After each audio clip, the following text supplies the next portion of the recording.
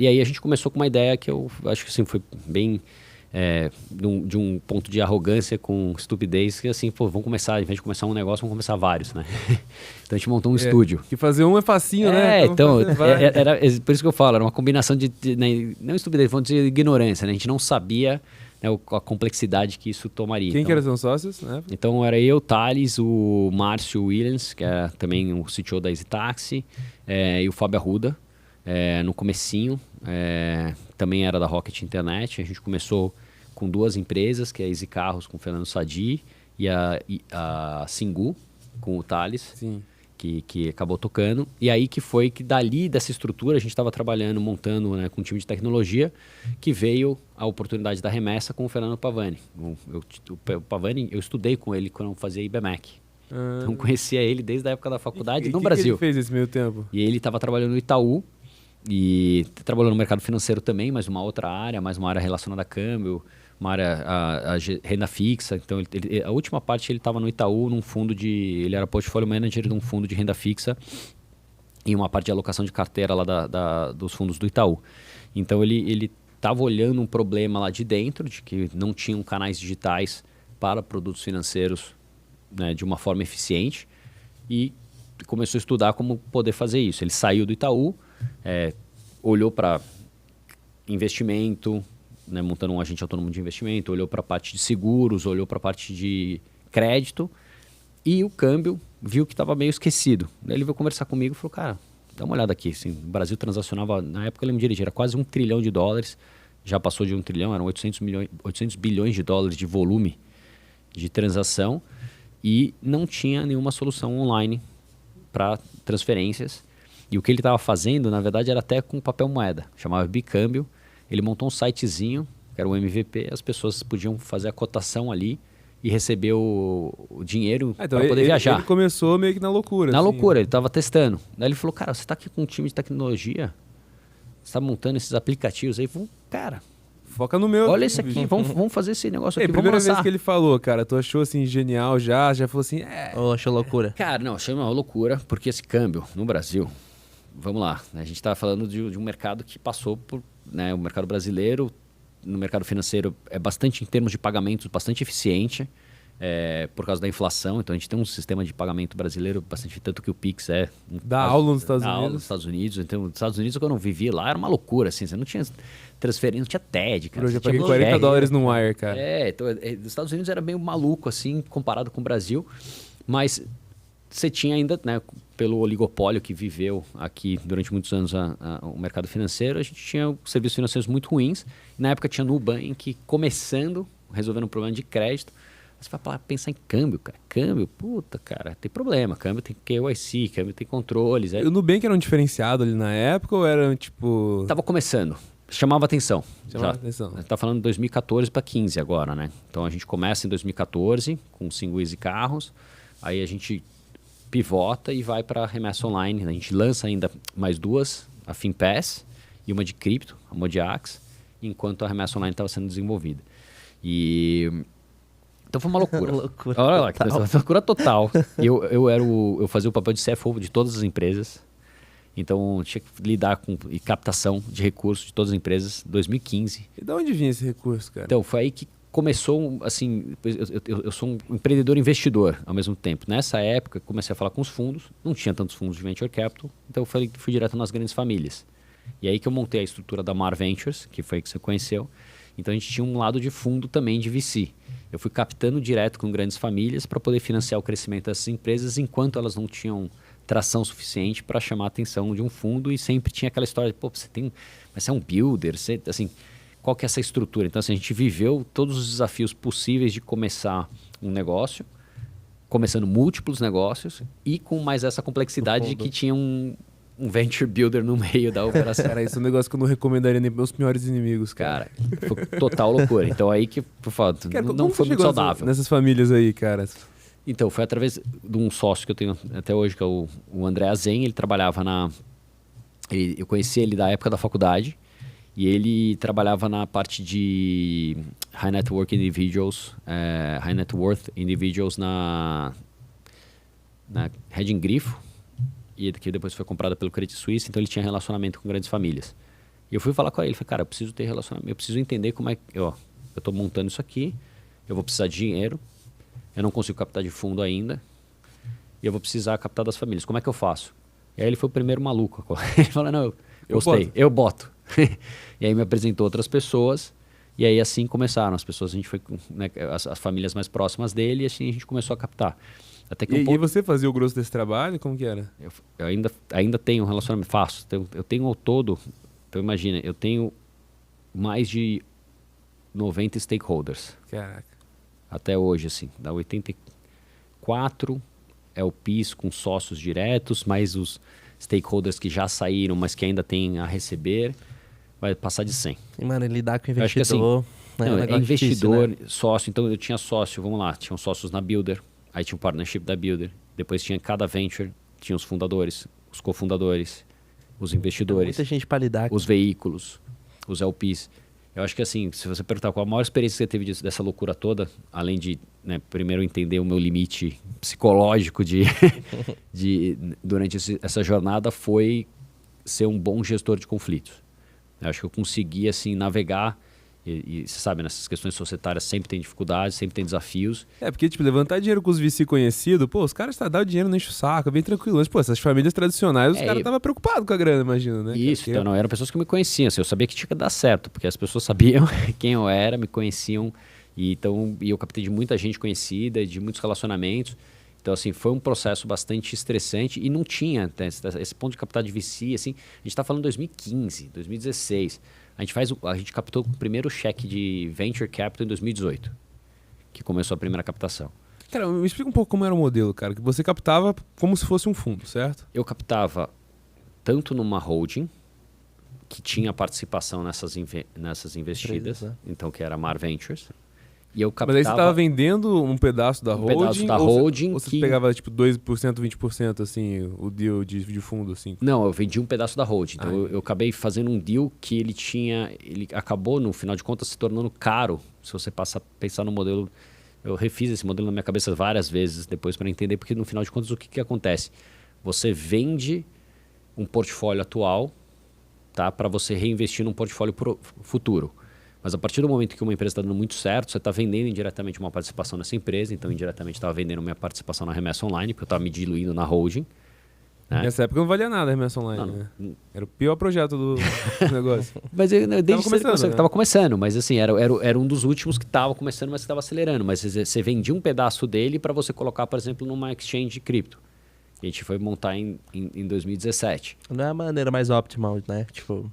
Então, ele tem prós e cons, porque assim, no final de contas, aí eu captava também SPVs para fazer investimento direto nas ventures. Então captava para as ventures, no começo quando as ventures estavam fazendo um mútuo conversível, era direto a pessoa física, mas numa rodada grande, por exemplo, quando a gente fez o série A da Remessa, eu co-investi num veículo da Mar Ventures. Entendi. Que aí a gente já captou e foi relevante. Metade da rodada, a gente colocou lá $2 milhões. Quando foi fazer o série B, a gente captou $20 milhões, dos quais $10 milhões era o fundo da Mar Ventures colocando, que a gente fez em parceria com a Bewater, que isso foi surgindo nessa época. Então a gente foi captando, então tinha a captação na hold, mas também tinha a captação direta nas empresas.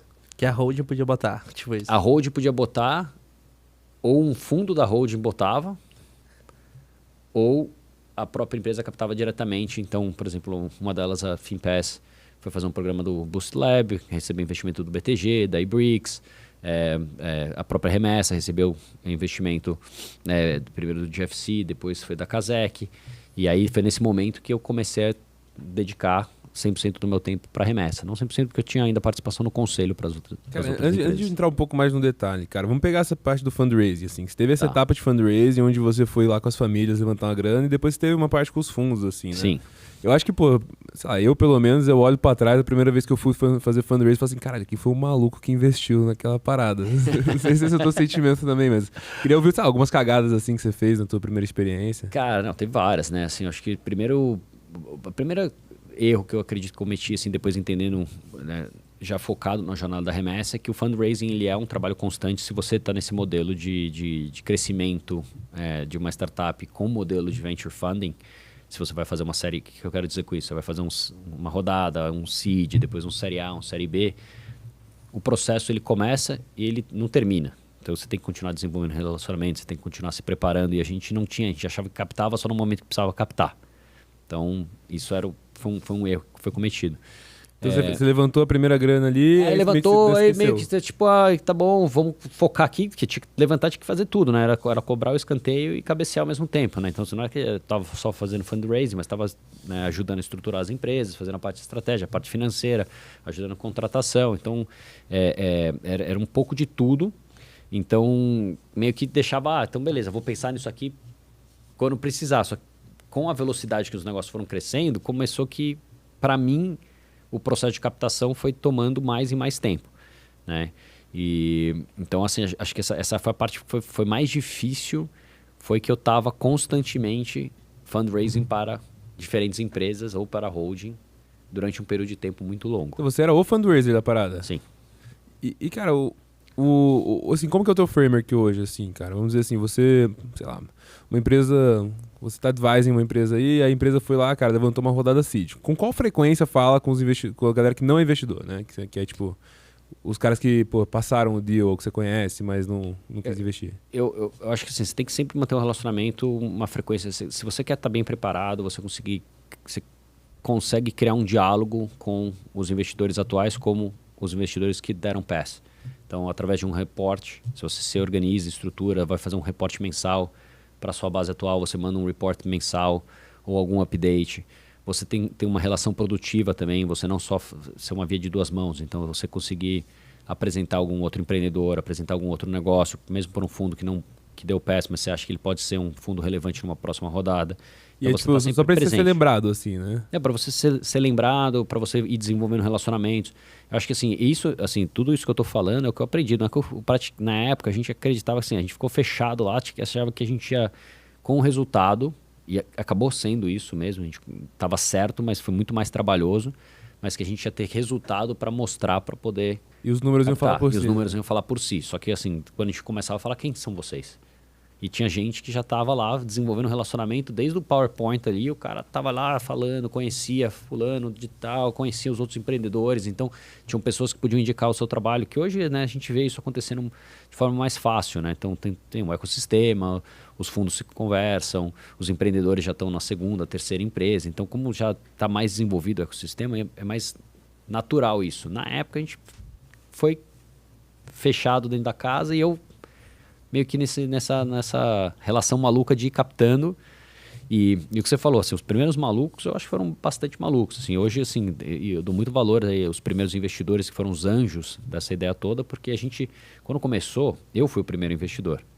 Então, o primeiro cheque... Pegou teus bônus eu lá. peguei o dinheiro que eu ia possivelmente fazer no MBA e coloquei todo o meu dinheiro. Tava com Golf ainda, não? Na época eu já tinha passado eu fui pro Civic SI, e depois para um Passat CC. Assim, eu gostava de... O Passat já era da hora. Já era o patrãozinho. Patrãozinho. Mas aí tu pegou tudo? Não, eu fui pegando tudo. Teve uma época que eu cheguei assim, que eu tava namorando, eu tinha comprado um apartamento, e da época do mercado financeiro, e aí foi lá por 2016, né? 16, eu tava ainda bootstrapping, desde 2014, 16 para 17, não tinha captado relevante, e eu virei para minha namorada assim, falei, nossa, aluguei o apartamento. Como assim? Não, depois eu coloquei ele para alugar, preciso cortar o custo. Falou, onde a gente vai morar? Falei, a gente? Eu tô indo morar na casa da minha mãe. Volta para casa da sua mãe também, que eu não vou... E aí, óbvio, acabou o relacionamento. Tomou uma bota. Mas era um momento que eu voltei para casa da minha mãe, cara. Precisou focar, né? Para poder cortar o custo e pus um apartamento que era o único bem que eu tinha para gerar uma renda, porque na época eu não estava com salário. Então, assim, a gente brinca que foi assim, foi uma época mais raiz, assim, porque demorou. De novo, a gente começou em 2014 com outros negócios, mas a remessa online a gente lança em 2016, a gente vai captar de fundo em 2018. Isso é 2013, né? Isso, eu saio do fundo no final de 2013. Começo essa jornada em 2014, lanço a primeira empresa, a gente lançou foi em dezembro de 2014, foi a qual? Easy Carros. Easy Carros. Com o Sadi. E E depois foi a Singu, que foi lá no primeiro tri de 2015, e a Remessa Online, a gente fecha com o Pavani em setembro de 2015, para desenvolver, para lançar o site em 2016. Caramba, cara. E aí a gente alugou uma casinha, cara. Então era o meu dinheiro, a galera bootstrapping, e uma casinha em Pinheiros, assim, daquela, tipo, bem emblemática, tipo, uma portinha assim, que na verdade ela era toda rosa. O único gasto que eu tive que aprovar, eu pintei a casinha de branco, assim, que era uma lojinha de cosmético, e lá cabia tecnicamente 20 pessoas, a gente chegou a ter 40 pessoas amontoadas ali fazendo para as empresas ali. O começo de tudo. Aí a gente fazia as relações na edícula da casinha. A salinha de reunião era onde tinha uma reunião de conselho.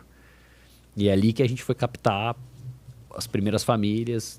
Eles foram as grandes decisões. As grandes decisões, né? Cara, que bacana, cara. Mas eu acho que essa história que você conta é a prova de que o começo nunca é fácil, né? Que tem que ter raça, batalha, ir pra cima mesmo e usar o que tem da melhor forma possível. Mas eu acho que o próximo começo, se ele fizer outra empresa, vai ser bem fácil.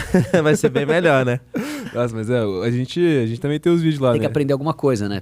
Você tem experiência, né? Acho que você aprende muita coisa, né? E primeiro o que não fazer, né?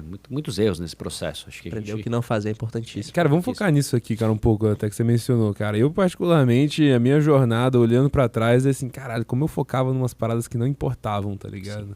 O que eram uns negócios que você, tipo, focou no começo, que você falou assim, cara, é óbvio que a gente tem que focar nisso. Sei lá, um exemplo que eu dou meio óbvio assim é, muito founder early stage, às vezes eu vejo lendo High Growth Handbook, tá ligado? Tipo, bro, você não tem nem empresa, o que você quer aprender de High Growth, tá ligado?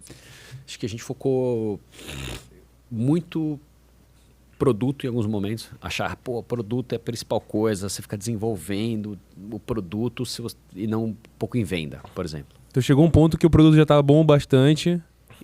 Continuava otimizando. Acho que a gente gastava muito tempo desenvolvendo, pensando na funcionalidade. A principal coisa que você tem que pensar é assim, cara, como que você vai vender isso aqui? Tem compra, vamos começar a vender, né? E vamos, isso que foi o grande diferencial da remessa versus as outras, é que a gente, na remessa, já existia um mercado meio claro de câmbio, né? Então as pessoas precisavam fazer. Então vai vendendo offline mesmo.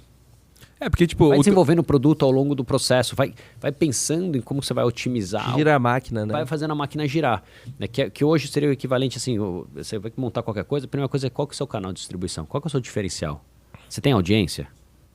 Você tem um canal de distribuição diferenciado? Você tem por exemplo, você vai montar uma vertical de um SaaS, beleza, você vai competir com todos os outros SaaS, como? Como que você vai fazer? Eu vou adquirir empresa, é um SaaS B2B? Legal. Como? Você tem uma parceria com alguma empresa que vai te dar um canal, você está adicionando valor. Então, assim, hoje se fala bastante nisso, de criar audiência ou de pensar, né, desse caminho para o crescimento. A gente, né, na época, a gente foi pensando nisso no caminho. Cara, é interessante isso que você falou, né? Porque no fim das contas, é aquele velho ditado, você não precisa correr mais que o leão, você tem que correr mais que o seu amigo, né? Então, tipo... Cara, você não precisava fazer o produto mais perfeito do mundo, você precisava fazer um produto melhor do que a casa de câmbio, sei lá, que eram as opções atuais, né? Sim, mas assim, é sempre um equilíbrio meio terno ali. Você tem que pensar na experiência do usuário. Então, assim, você não podia... A gente cresceu muito na remessa online em função de ter um serviço diferenciado. Então, a gente sempre focou em dar o melhor atendimento. Se deve ser alguma coisa errada, a gente pensar no CX, deixar assim pra gente... Então, até hoje, o NPS da remessa online é acima de 80. Um produto financeiro, se olhar a nota do Reclame Aqui, até na época que eu acompanhava, agora estou no conselho, estou menos, mas a Reclame Aqui era 8.9, então era a maior nota de produtos e serviços financeiros. Então, com foco, um atendimento, para você conseguir ter, de fato, esses clientes recomendando você. Isso daí já era uma grande diferenciação. Assim, isso era o que a gente focava. De onde veio essa pegada? Que não era óbvio no mercado financeiro, né? O atendimento não era óbvio no mercado, mas era o foco, assim, a gente não tinha dinheiro. Então a única forma que a gente podia se dar certo era se a gente tivesse, primeiro, tráfego orgânico, né? Segundo, se os clientes recomendassem o nosso produto. Era o boca a boca. Não dava para ficar gastando marketing, pensar em branding. Tanto que a gente começou muito por marketing de performance, porque era o que a gente conseguia metrificar e ter uma relação bem clara de que, pô, tá tendo retorno, tá tendo retorno, porque o dinheiro era muito contado, né? Então o SEO foi a base do crescimento, o Member Get Member foi a base do crescimento, né? O boca a boca, antes de ter o Member Get Member, né? Porque a gente até criar uma ferramenta para isso foi depois, né? O boca a boca era o que fazia crescer. Mas falando dos erros, acho que assim, né, voltando para esse ponto, acho que essa questão de focar muito em produto. Segundo, uma questão de senioridade das pessoas. Eu acho que a gente, por ter vivido essa fase bootstrapping, que é o diferente do que algumas, né, hoje, né, e mesmo com o mercado né, passando por esse processo de reorganização e de correção que a gente tem, está acontecendo agora, você ainda tem captações relevantes e você tem pessoas mais talentosas, você já tem uma onda de second timers também, não necessariamente fundadores, mas né, potenciais partners e até empregados que entendem e conhecem o que eles estão fazendo. Na época não tinha muita gente, a gente tinha pouco recurso, então era todo mundo muito júnior, tá? E isso foi criando dores na medida que que a empresa foi crescendo. Né? Então, É que também no começo, às vezes é difícil, né, cara, conseguir uns caras muito seniors, né? É difícil de contratar, não tem dinheiro pra contratar, né? E não tinha dinheiro, e a gente mas também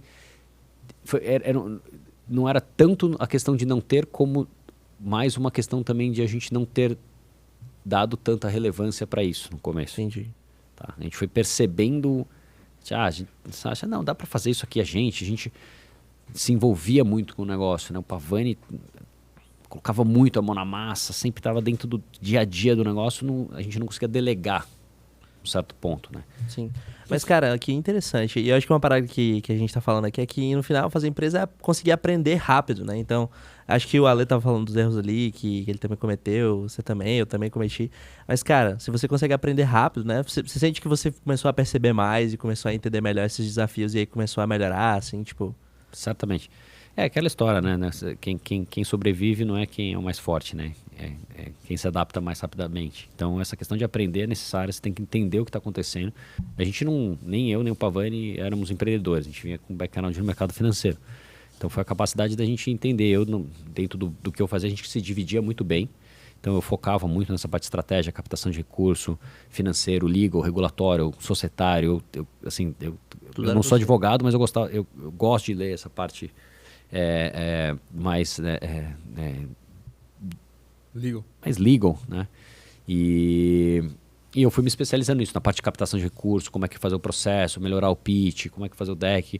Pô, agora vamos fazer um deck decente, vamos fazer com tempo, vamos fazer um series, né? A gente começou a se organizar. De verdade, agora que a gente começou a entender o jogo, foi na hora que a gente acabou vendendo. É mesmo, cara. Porque foi, tipo, a gente começou a preparar um Series C, assim, putz, com CRM. Eu já tinha botado o CRM, já tava, né, desenvolvendo relacionamento, a lista dos fundos, como é que eu vou fazer esse processo, a captação, como é que eu já estava desde o Series B mantendo os fundos ativos, o que eu podia fazer, eu contratei uma pessoa para fazer o deck, porque antes que eu fazia, o deck era eu mesmo, então os decks pareciam meio que, lembrava muito a época do investment banking, então meus decks eram sempre muito menos design colorido ou imagem, era muito dado, informação, mais pragmático. Depois eu peguei um designer para fazer o deck, fui pro Série C, cara.